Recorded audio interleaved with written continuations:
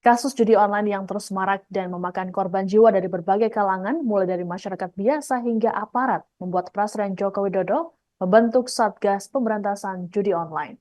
Pembentukan tersebut tertuang dalam Keputusan Presiden Nomor 21 Tahun 2024 yang ditandatangani pada Jumat 14 Juni. Presiden Jokowi menunjuk Menko Polhukam Hadi Cahyanto sebagai Ketua Satgas.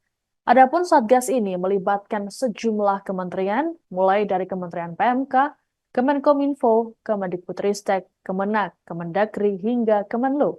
Satgas ini akan bekerja mulai 14 Juni hingga 31 Desember 2024. Meski begitu, masa tugas Satgas ini bisa diperpanjang lagi lewat Kepres yang baru. Mereka juga harus melaporkan perkembangan pelaksanaan tugas tiap 3 bulan sekali. Sebelumnya, Presiden Jokowi menyatakan pemerintah sudah menutup 2,1 juta situs judi online. Menurut Presiden, masalah judi online merupakan isu transnasional, lintas negara, lintas batas, dan lintas otorisasi. Sebagaimana diketahui, kasus judi online ini telah merugikan banyak kalangan. Banyak kasus yang terjadi buntut dari judi online ini, seperti kasus poluan bakar suami yang juga polisi di Mojokerto, Jawa Timur, yang dipicu penggunaan gaji ke-13 untuk judi online. Kemudian, 2 kasus oknum perwira TNI yang terlilit utang dan menyelewengkan dana satuan yang masing-masing berjumlah nyaris 1 miliar rupiah. Terbaru, ada pegawai Bank Maluku yang menguras uang simpanan Bank Indonesia mencapai 1,5 miliar rupiah.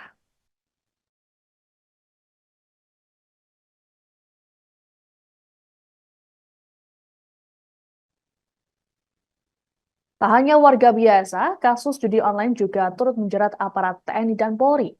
Kasus judi online ini pun membuat Panglima TNI Jenderal Agus Subianto mengambil langkah tegas. Dalam keterangan pada Jumat 14 Juni, Agus membuka peluang untuk memecat prajurit yang terlibat judi online. Menurut Agus, hukuman berupa pemecatan ini diharapkan bisa membuat oknum prajurit yang terlibat judi online bertobat. Sebagai informasi, ada sejumlah oknum anggota TNI yang kedapatan bermain judi online dan berakhir terjerat kasus lain, seperti Prada PS dan Letu ED yang memilih mengakhiri hidupnya sendiri. Prada PS ditemukan gantung diri di kamar OB Rumah Sakit Lapangan Yonkes 1, YKH 1 Kostrad di Jalan Cimandala Raya, Cimandala, Sukaraja, Kabupaten Bogor, Jawa Barat pada Selasa 4 Juni dini hari.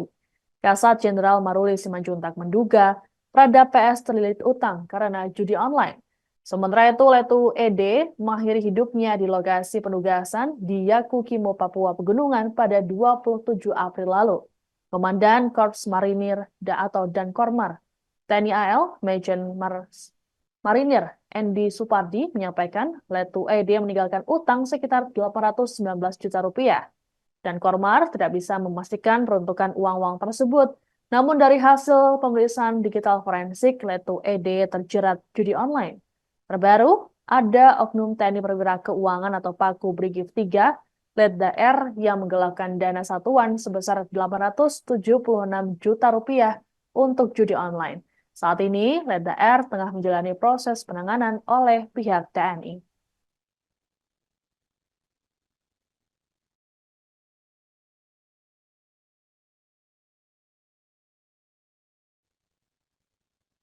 Pusat Pelaporan dan Analisis Transaksi Keuangan atau PPATK mencatat transaksi judi online dari Januari hingga Maret 2024 mencapai lebih dari 100 triliun rupiah. Adapun putaran judi online dari tahun 2023 hingga saat ini mencapai lebih dari 600 triliun rupiah. Kepala PPATK Ivan Yustiavandana dalam keterangan pada Jumat 14 Juni mengatakan transaksi uang triliun rupiah itu dikirim ke beberapa negara dengan jumlah yang bervariasi. Ivan kemudian mengatakan ada tren penurunan transaksi terkait aktivitas judi online. Menurut Ivan, hal tersebut karena adanya penanganan dari aparat penegak hukum yang bersinergitas di bawah komando Menko Polhukam. Meski begitu, Ivan mengimbau semua pihak untuk waspada dengan pola-pola baru judi online. Bahkan ada potensi transaksi yang naik jika melihat data kuartal pertama 2024. Mirisnya, jumlah transaksi judi online tersebut lebih tinggi dibanding anggaran pembangunan IKN dalam kurun waktu 2 tahun. Sebagai informasi, pemerintah telah mengalokasikan anggaran sebesar 4,6 miliar dolar Amerika Serikat atau 71,8 triliun rupiah yang diambil dari anggaran pendapatan dan belanja negara atau APBN. Adapun rinciannya adalah untuk tahun 2022, anggaran mencapai 5,5 triliun rupiah dan tahun 2023 melonjak menjadi 27 triliun rupiah. Sementara pada 2 bulan pertama tahun 2024, yaitu dari Januari dan Februari, pemerintah telah mengucurkan anggaran pembangunan IKN sebesar 2,3 triliun rupiah. Menteri Keuangan Sri Mulyani mengatakan pemerintah berencana menganggarkan untuk tahun ini terkait pembangunan IKN sebesar 39,3 triliun rupiah.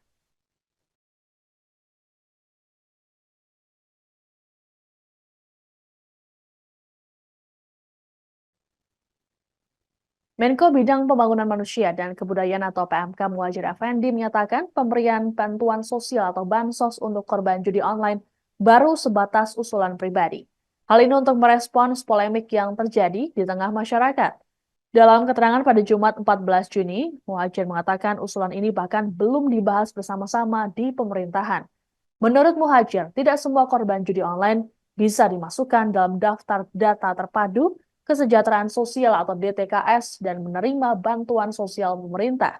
Pemerintah nantinya juga akan melihat kondisi perekonomian dari pihak yang terdampak judi online, apakah memenuhi kriteria atau tidak. Muhadjir lantas menyinggung pernyataan Menko Polhukam Hadi Cahyanto yang memperkirakan 80% korban judi online adalah masyarakat menengah ke bawah. Adapun sebelumnya, Muhadjir dalam keterangan pada Kamis 13 Juni lalu di Istana Kepresidenan membuka peluang agar korban judi online masuk di TKS agar bisa menerima bansos. Pihaknya pun menyarankan Kementerian Sosial untuk melakukan pembinaan kepada korban judi online yang mengalami gangguan psikososial. Muhadjir berujar, judi online memang memiskinkan masyarakat. Korbannya pun berpotensi menjadi masyarakat miskin baru. Sontak saja, usulan agar korban judi online menjadi penerima bansos menimbulkan kritik di tengah masyarakat.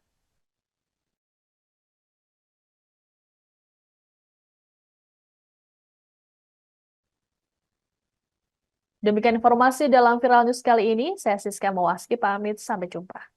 Download Tribun X sekarang, menghadirkan lokal menjadi Indonesia.